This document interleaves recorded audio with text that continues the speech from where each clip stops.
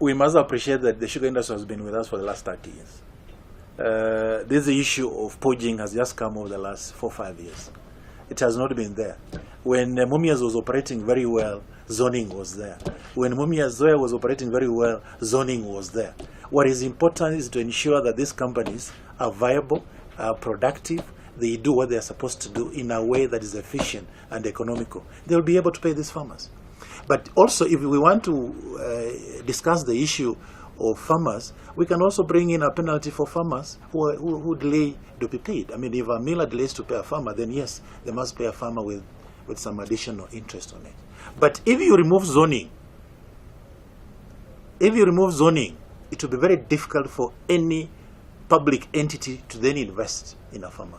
Please,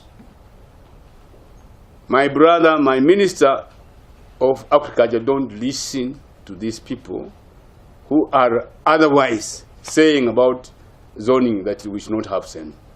I have said very clearly, zoning is everywhere. Go to India, they are number 2 in the production of sugar. They are operating on the same model. Go to Mauritius, where they are saying, go to Mauritius and say that Mauritius can engage or take cane from anybody. It's not there. Therefore, I ask more sincerely, as the minister, my minister, and the Attorney General, please, let not these other voices which want to defeat the law be the one to prevail. Because for sanity to come in the industry, we must have some regulations. We must have law, just like in football.